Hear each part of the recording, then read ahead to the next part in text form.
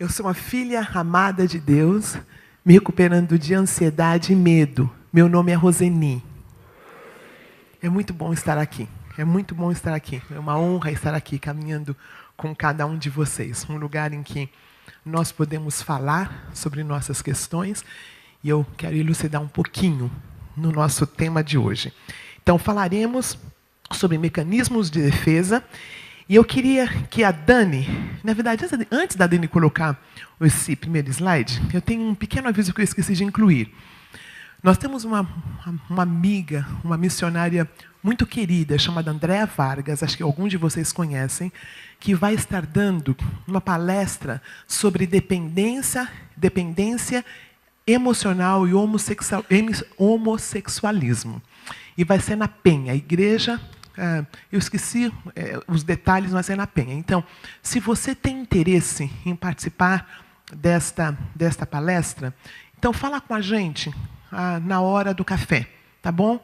Eu vou passar alguns detalhes para as pessoas que estiverem no stand, então você esteja lá. Carona Solidária, talvez eu vou passar com a Ana Lídia. Você vai na Carona Solidária e ela vai ter informação para você. Tem um banner bem bonito lá e você então pega essa informação, tá bom? Muito bem. Mecanismos de defesa. Pedi que a Dani, por gentileza, projete o primeiro slide. Eu fico fascinada com a beleza da palavra de Deus. Amados, as verdades que vêm de Deus, elas estão em todos os segmentos de nossa vida. Se é de Deus, vai estar dentro da biologia, vai estar dentro da geologia, vai estar dentro da psicologia e vai estar dentro da psicanálise. Se não for de Deus, não vai subsistir a biologia, nem a geografia, nem a psicologia, nem a psicanálise, nem a teologia. Eu fui uma daquelas pessoas criadas, e o que me foi dito é que a verdade de Deus estava dentro da teologia. Se era da teologia, era de Deus. Eu tenho aprendido que muitas coisas de Deus não estão na teologia, muito pelo contrário. E estou entendendo que muitas coisas de Deus estão em outras áreas, em outro segmento. Eu não vou usar muito o nome dele, porque nós temos um certo preconceito contra Freud.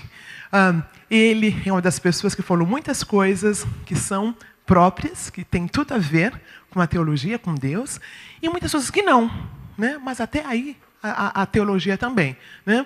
Mas uma das coisas que foi muito debatida durante muito tempo foi um postulado dele sobre o inconsciente. E os líderes da época o criticaram severamente, porque ele dizia assim: eu não sou o que eu acho que eu sou. Eu não sou o que eu penso que eu sou. Tem alguma coisa dentro em mim que quer uma coisa e eu quero outra. Tem alguns impulsos meus que eles estão lá, mas eu quero outros. Tem uma divisão dentro de mim. E eu vejo que os cristãos, nós vemos isso na própria palavra de Deus. Nós vimos Davi. Ele fala assim: Senhor, sondas-me e conheces-me. Vê se há em mim algum caminho mau e me leve para o caminho eterno. Aí nós vemos, muitos anos depois, o próprio Paulo. O que eu quero fazer eu não faço, e o que eu não quero eu faço. Essa dicotomia interior está na Bíblia. Então ele postulou o seguinte: aquela parte branquinha é o que eu acho que eu sou, é o meu eu. Né? Nós vamos usar a palavra ego, mas é o eu. O eu. Quem eu acho que eu sou, algumas expressões de quem eu sou. Só que, abaixo disto, existe uma questão da inconsciência. E estas questões eu não me dou conta claramente o que é. Eu não sei muito bem o que está lá. Mas eu sei de uma coisa. Eu sei, foi uma senhora que me falou essa semana, eu estava almoçando com ela, uma senhora, eu não sei se ela é cristã, e ela falou: olha, quando Deus disse em Gênesis, no princípio criou Deus os céus e a terra estava sem forma e vazia, eu imagino essa parte inconsciente da gente, se nós levamos para uma questão pessoal, essa parte que a gente não sabe, ela é obscura, nós não sabemos muito bem o que está lá. Aí ela falou assim, aí Roseni, um pouquinho depois, a Bíblia fala que Jesus falou, haja luz e houve luz. Então, sabe o que eu acho, Roseni? Eu acho que é quando, por alguma razão, esses negócios inconscientes, paulatinamente, assim, de um jeito bem tranquilo, vão chegando à luz. Eu achei muito interessante. Achei muito interessante a analogia. Aí ela falou assim, e olha, foi Deus quem disse, foi o Logos. Aí eu logo pensei em João capítulo 1, né? Que fala sobre o Logos, a palavra. Então, aqui no Celebrando, nós estamos entendendo que existem várias questões inconscientes, que têm um aspecto muito forte sobre nós. Mas nós entendemos que pelo Logos, pelo nosso poder superior, Jesus Cristo, estas questões inconscientes, um dia de cada vez, ela vai vindo à tona. E a graça do Pai vai entrando e vai trazendo luz nessa questão que nós não temos ideia. E o processo da recuperação, o processo da santificação acontece. Concordam com isso? É bíblico? Muito bem. Então, essa partinha de cima é o que eu consigo ver sobre eu mesmo. E tem toda essa parte anterior, abaixo. Quero falar sobre três partes do psiquismo. Vou falar bem devagarzinho, dando exemplo, para que todos nós entendamos, tá bom? Tem uma parte que é chamada de id. É a parte inconsciente. Ela está ali, tá vendo o id? Marronzinho. E essa parte é a mais primitiva, a menos acessível. Nós não conseguimos vê-la. E nós, na verdade, um grande psicólogo chamou de um caldeirão cheio de excitações fervescentes. Ali dentro, Dani, pode colocar o segundo. Ali dentro, nessa parte de baixo, tem pulsões agressivas, tem medos, tem fantasias, tem desejos, tem recalcamentos. Quando eu vejo isso, sabe o que eu me lembro, queridos? Do que Paulo, no Novo Testamento, fala sobre a carne, não é? Sobre o poder da carne, a concupiscência da carne. Ali estão todos os tipos de taras, todos os tipos de pecados, vamos dizer assim. O id, ali é o receptáculo de lembranças traumáticas, reprimidas. É um reservatório de impulsos que constitui uma fonte de ansiedade por serem socialmente e etnicamente inaceitáveis. Ali tem coisas que nós não costumamos confessar, mas no Celebrando a gente confessa. No Celebrando nós confessamos. Sou humano e nada que tem dentro em mim é alheio a outras pessoas. Não tem nada de errado que é alheio a mim. Eu tenho a potencialidade de fazer todos os crimes, todas as coisas horrendas. Eu não as faço pela graça de Deus, mas eu tenho o potencial de fazer. Outra coisa do id, ele desconhece o julgamento de valores, o bem, o mal e a moralidade. Ele busca satisfação imediata, sem tomar conhecimento das circunstâncias da realidade. Né? É a parte animalesca. É uma parte animalesca. Aí, nós temos o eu. O eu, o que é? É um mediador entre esse meu id e entre eu. Ele tenta fazer essa ponte. Ele representa a razão, a racionalidade. Ao contrário da paixão existente e racional do id. Ele é racional. Ele obedece ao princípio da realidade. Lembra? O id é do prazer. Eu quero, eu faço. Como se fosse um animalzinho, né? O animalzinho faz, ele nem pensa. Né? Mas nós temos o eu, o ego. E ele é o princípio da racionalidade. Ele obedece ao princípio da realidade.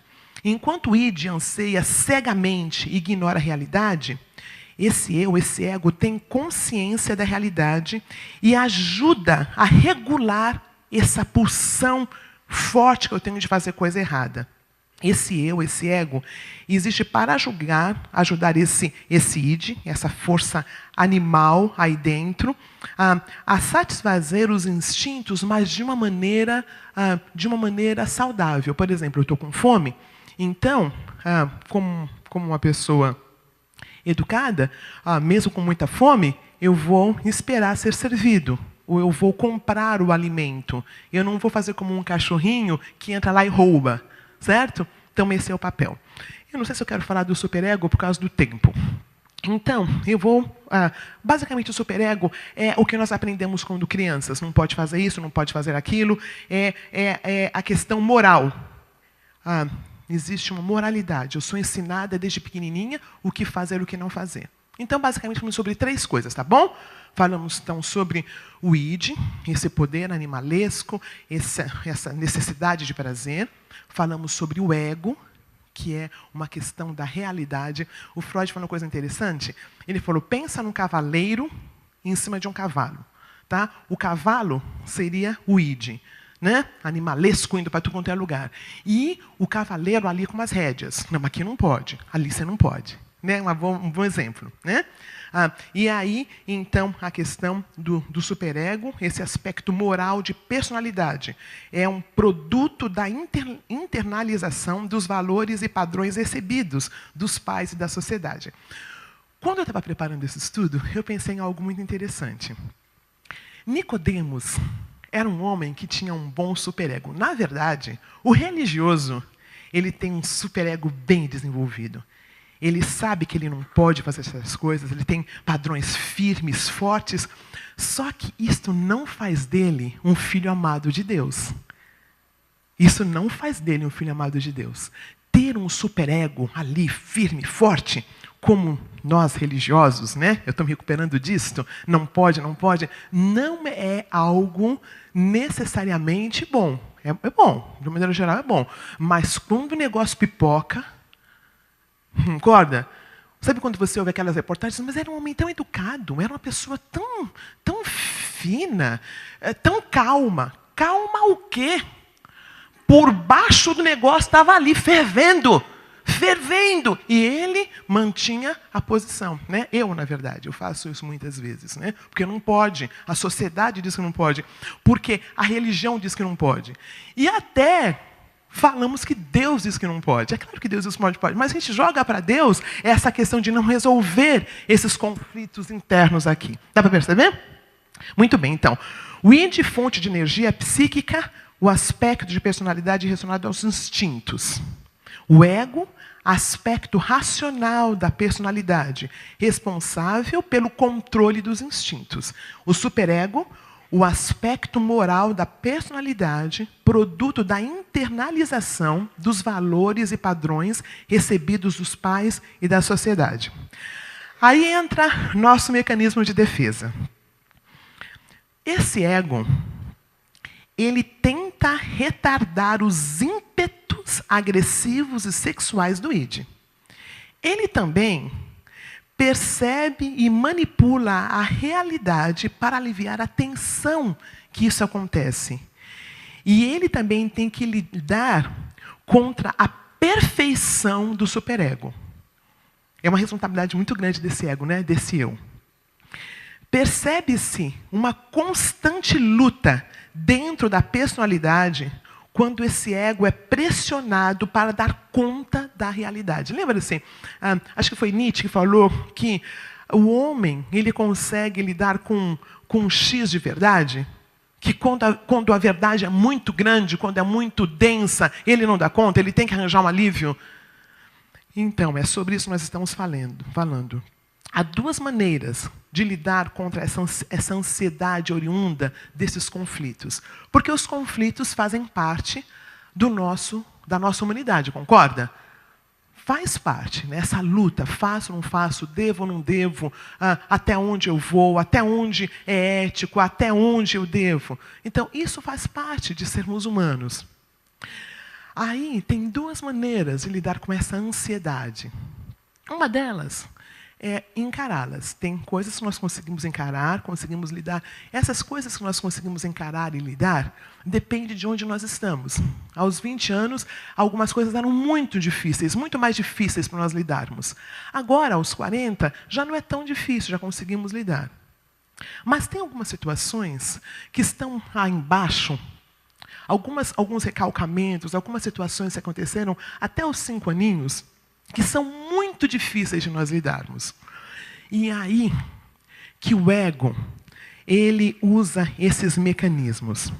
Aí que ele usa esses mecanismos para defender-se da dor, para defender-se da situação que o atormenta. Então, basicamente, eu vou definir como mecanismo de defesa processos que aliviam o meu eu, o meu ego, do estado de uma tensão muito grande. Devido a esse jogo de forças presentes na nossa cabeça, as mesmas se opõem e lutam entre elas. E aí surge essa ansiedade, cuja função é assinalar um perigo interno.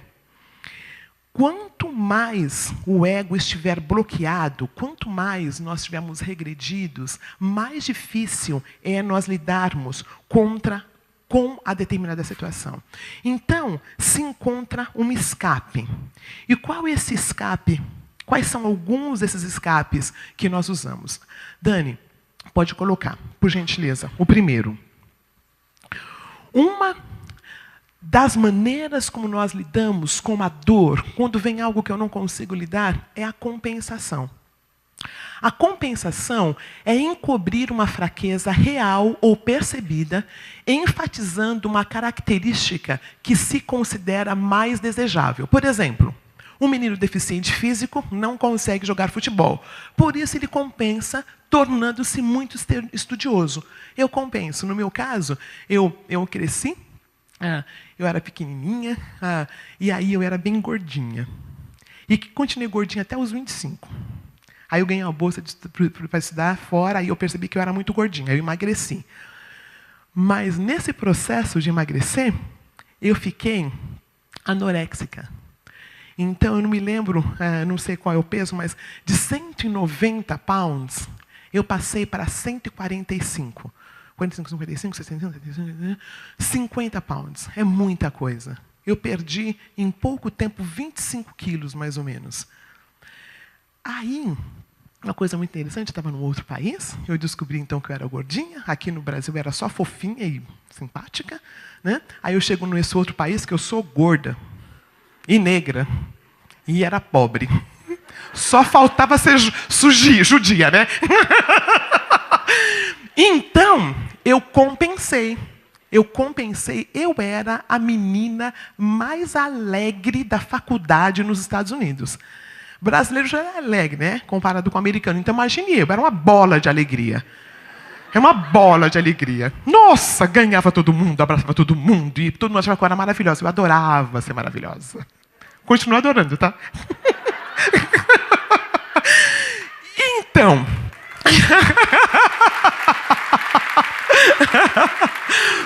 Então, queridos, isto chama-se compensação.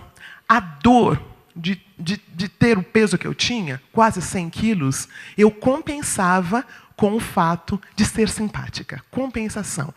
Eu não conseguia lidar, o meu ego não conseguia lidar com essa instabilidade emocional, com essa dor, então eu pulei. Próximo mecanismo de defesa, a negação. É muito interessante que é uma das lições que nós temos, né? Mas o que, na verdade, é a negação? É recusar-se a reconhecer a existência de uma situação real ou os sentimentos associados a ela. Um exemplo, uma mulher toma bebidas alcoólicas todos os dias e não consegue parar e não reconhece que ela tem um problema. Ela não consegue, ela não consegue. Assim, as pessoas veem, mas a defesa do ego dela, um jeito de defender esse ego é falar, não, eu não tenho.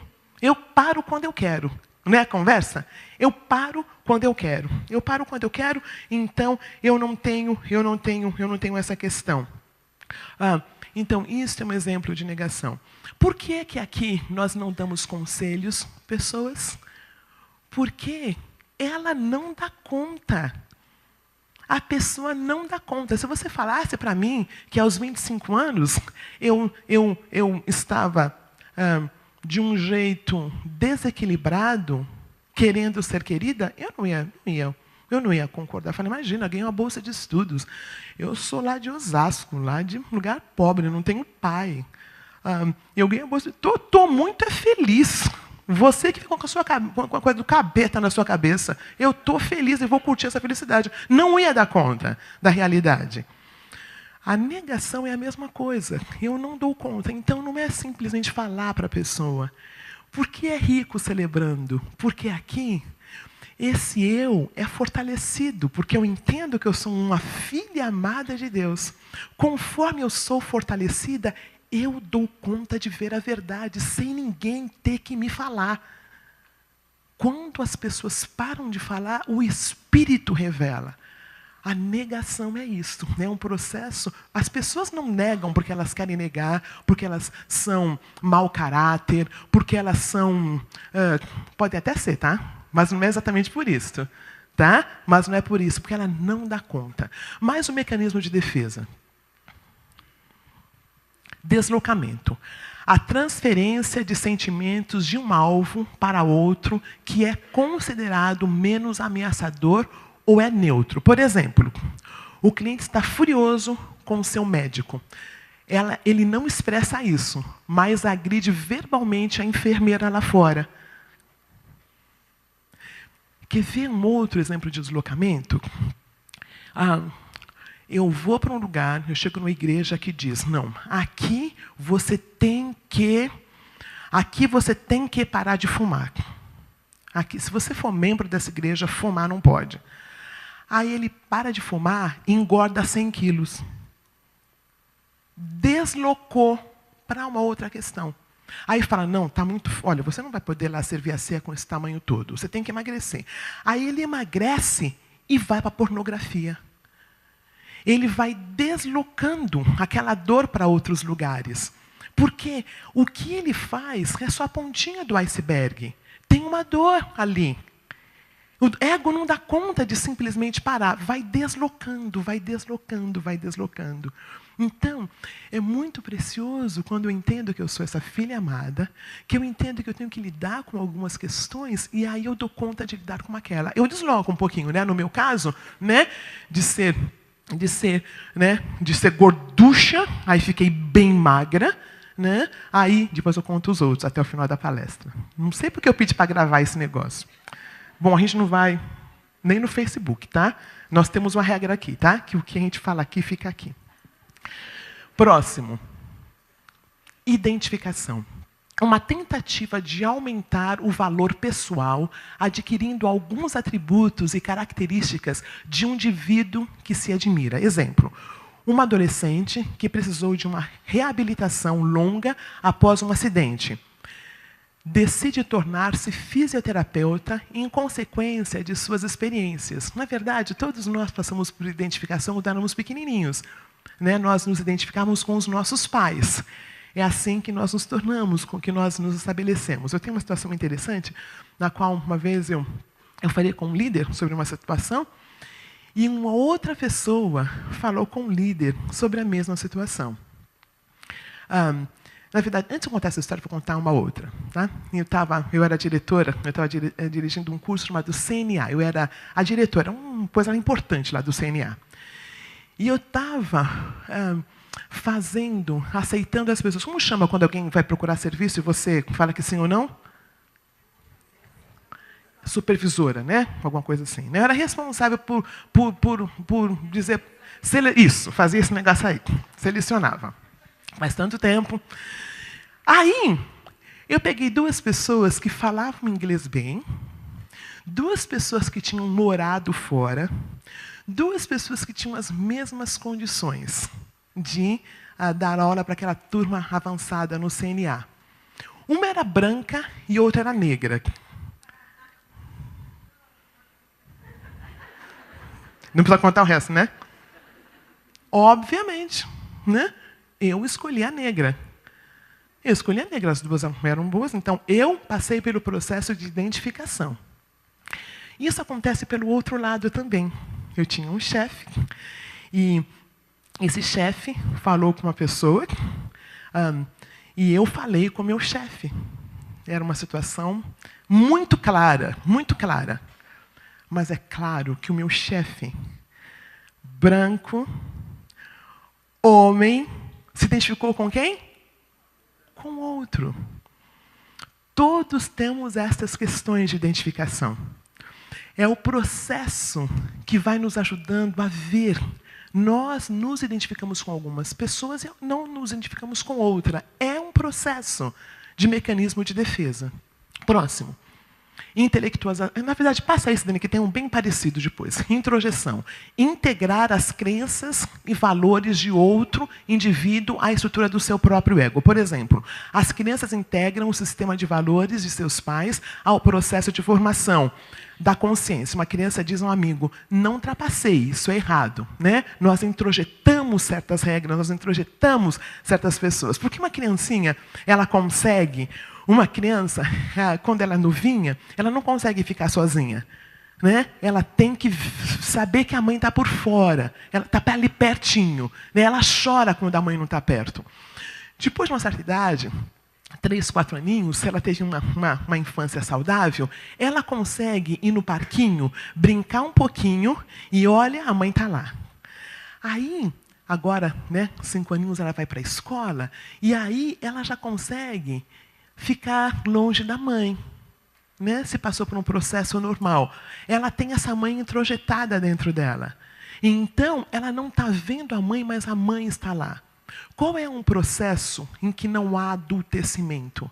A pessoa querendo ser olhada o tempo todo, a pessoa narcísica. Ela não cresceu. O olhar do pai não foi colocado sobre ela, nem da mãe, então ela precisa ser sempre olhada por todo mundo, que é uma das minhas áreas de recuperação. Estou tão melhor. Estou tão melhor. Estou tão melhor. Porque eu estou entendendo que eu sou essa filha amada de Deus, que todo mundo tem pessoas para eles olharem. Se não olharem para mim, não significa que não gostaram de mim necessariamente. Né? Então dá para ficar sem o olhar desse outro grande, porque eu tenho o olhar do Pai introjetado em mim. Então eu consigo ser líder, porque eu não preciso que o outro goste de mim. Olha que tremendo. Né? Não tem como ser líder e ainda ser infantil, porque tem situações que têm que ser decididas. E eu estou descobrindo uma coisa. As pessoas gostam de líderes. Nós não gostamos de pessoas que ficam em cima da parede, em cima do muro. Nós não gostamos, porque é melhor dizer sim ou não, e nós admiramos pessoas que sabem quem elas são. Nós não gostamos de pessoas que ficam mudando o tempo todo. É melhor ter uma pessoa que, às vezes, até erra, mas decide, do que uma pessoa que fica tentando descobrir. Isto é ser adulto. É quando eu falo, nós vamos por aqui. Eu me lembro de uma palestra que a Marta deu, e ela falou uma coisa bonita. Ela falou sobre não ficar mendigando amor. E ela usou o exemplo de Davi, quando ele chama Mefibosete para sentar à mesa. Era neto do inimigo dele, queria matá-lo, e ele tinha um problema físico, e foi chamado para sentar à mesa do rei. Então o ponto dela é, nós podemos saber quem nós somos. E nós podemos lidar com pessoas que não gostam da gente. Podemos lidar com não. Próximo, Dani, por favor.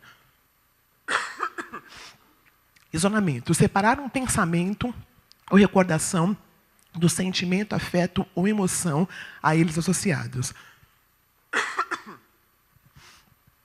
Um bom exemplo de uma mulher que foi estuprada e não demonstrou nenhuma emoção. A dor foi tanta. O mecanismo de defesa dela foi isolar. Ele isola a emoção. Ele isola a situação. Próximo, Dani. Olha, para a recuperação vai ter que voltar lá.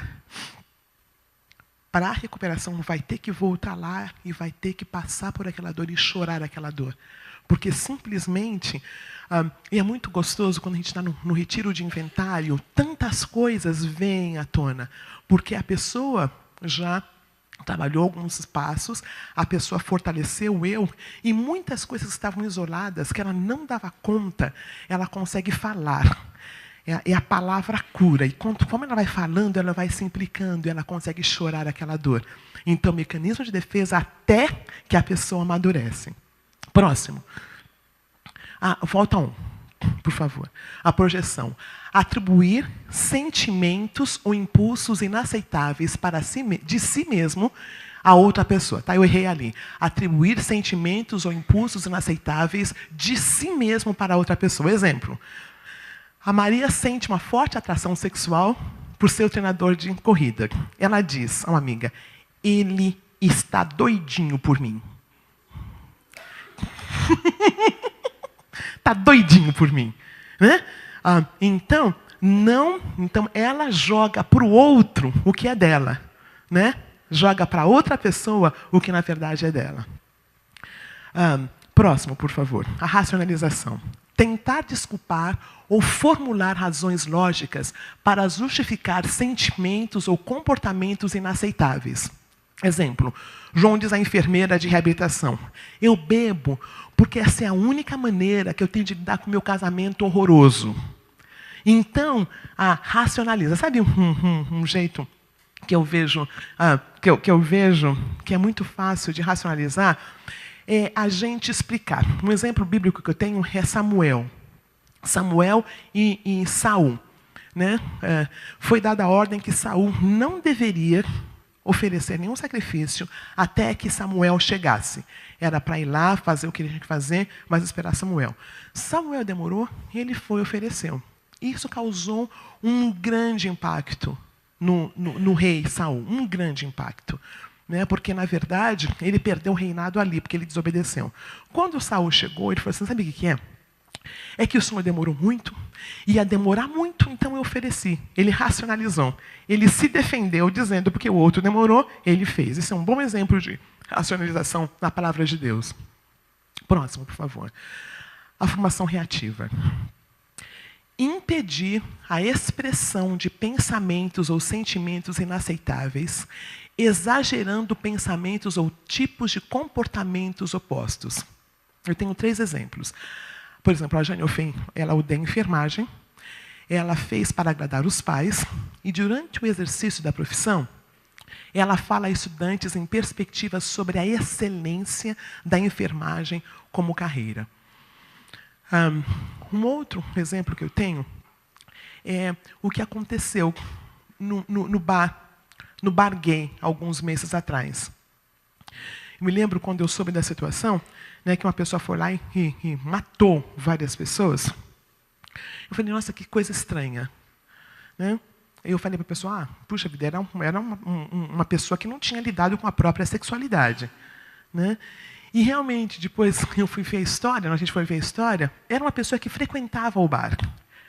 Ele frequentava, ele tinha questões com a sexualidade dele, mas por não dar conta de lidar com a sexualidade dele, ele tem uma formação reativa, vai e mata todos os gays. É um exemplo excelente dessa reação, dessa defesa do ego. Eu não consigo lidar com o que tem em mim, então eu jogo para o outro. Um outro exemplo é na Bíblia, filho de Davi. Eu estou lendo o Velho Testamento.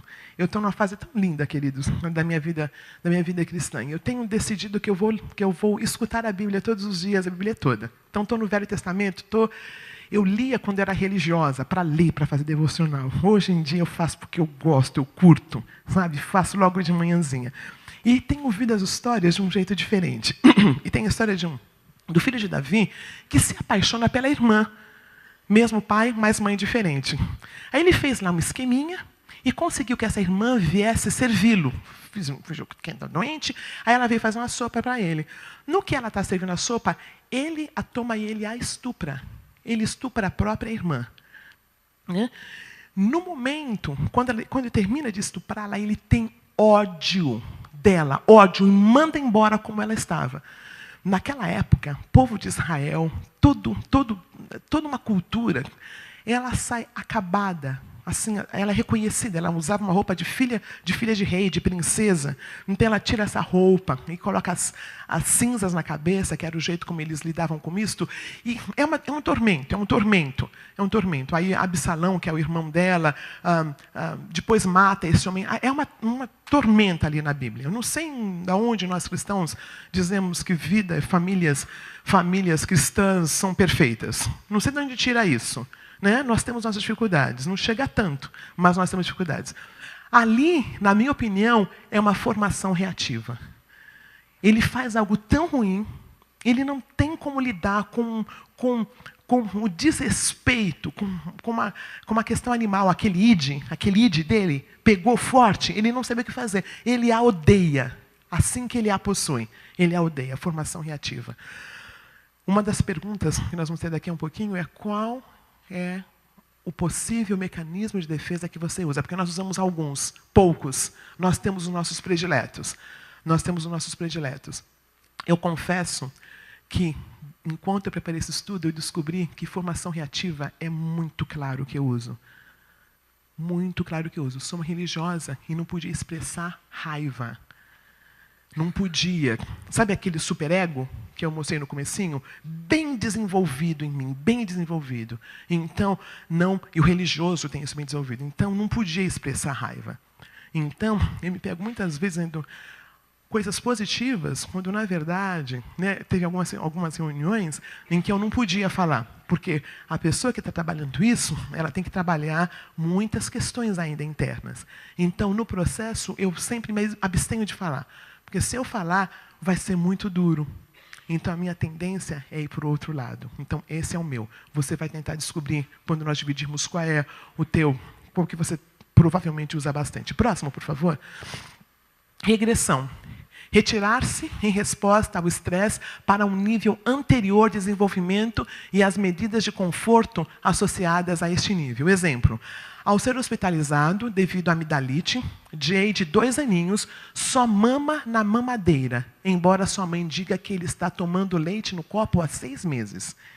E a gente vê isso muito com criança. Que ela está indo, de repente, ela quer a chupeta. Já não tem chupeta há um tempão.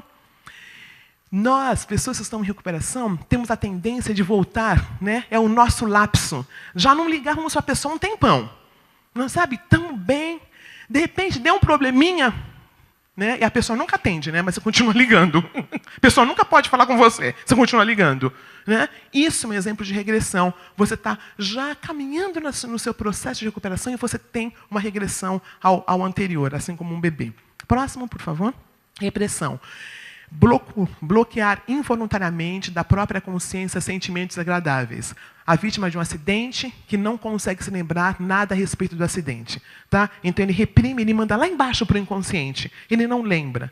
Né? É uma defesa do ego, vocês sabem disso? Que é um jeito de a gente não sentir aquela dor do impacto daquela batida. A gente não lembra. Né? A gente vai para o hospital, a gente passa pela UTI, né, doutora? Né? E a gente não lembra daquilo, porque é um jeito de nós guardarmos essa dor, não passarmos por essa dor. Próximo, por favor. Sublimação. Esta é a considerada ideal. Quando você sublima aquela situação. Quando você consegue fazer algo diferente. Redirecionar as pulsões ou impulsos que são pessoal ou socialmente inaceitáveis para atividades construtivas. Por exemplo, uma mãe cujo filho foi morto por um motorista embriagado canaliza sua raiva e energia para ser a presidente da seção local das mães contra motoristas bêbados. Né? É interessante, alguma coisa produtiva que você faz. Né? Aí você perdeu um filho com um câncer raríssimo. Então, aquela dor te faz levantar fundos de pesquisas para aquela doença que acabou levando o seu filho. Sublimar uma situação. Sublimar uma situação. Dizem que, da Capela Sistina, Michelangelo, né?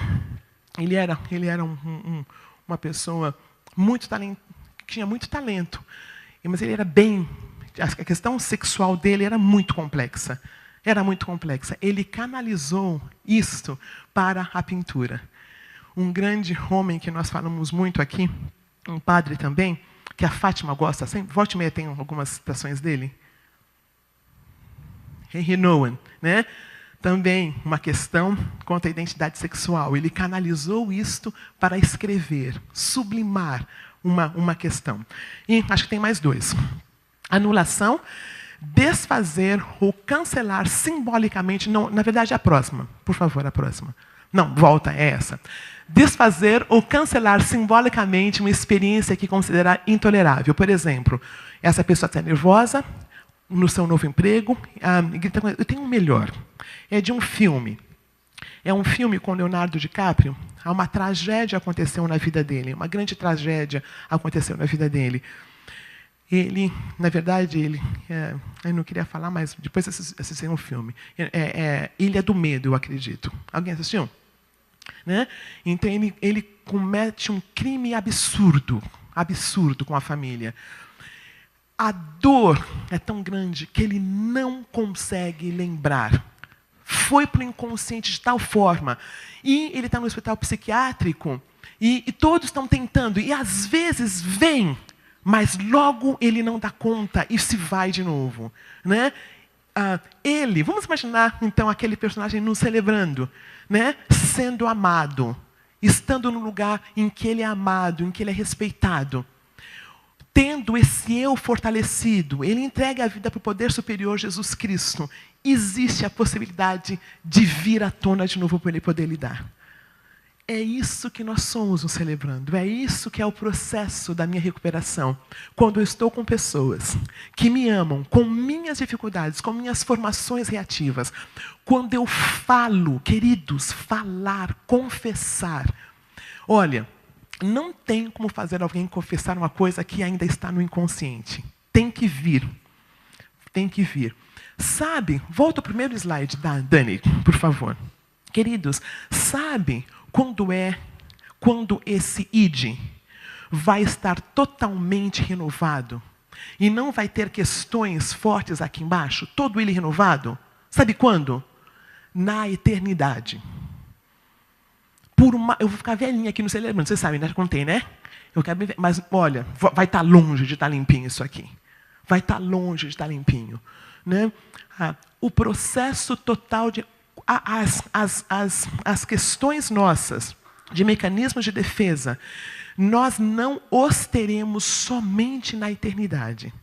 Enquanto aqui, vai vir uma coisinha aqui, depois vai vir outra coisinha ali, e vai vir outra coisinha lá. Por isso que a gente não fica falando da mesma coisa aqui. Sou uma filha de Deus, sabe? Eu comecei lá atrás com assertividade, melhorei um pouquinho, aí eu estou lidando com a questão da ansiedade e com a questão do medo, e logo, logo vão vir outras áreas. E quando eu vou confessando, a graça vai entrando. Conforme a graça vai entrando, mais transparente eu fico e menos mecanismos de defesa eu preciso usar. Porque o mecanismo de defesa não é nada mais nada menos que uma mentira. Porque eu fico repetindo a mesma situação, né? Eu vou deslocando para outras áreas. Então, quero terminar esse estudo, queridos, dizendo que a graça de Deus é suficiente para lidarmos com este ego frágil que está tentando equilibrar todos os impulsos carnais que nós temos, esse superego que nos assola, que diz que não pode, e ele vai recebendo a graça de Deus para se fortalecer, entendendo que ele é um filho amado de Deus. Então ele consegue lidar com as situações sem ter que negar, deslocar, usar formação reativa, deslocar, e sejam eles quais são o que nós usamos para lidar com essas defesas.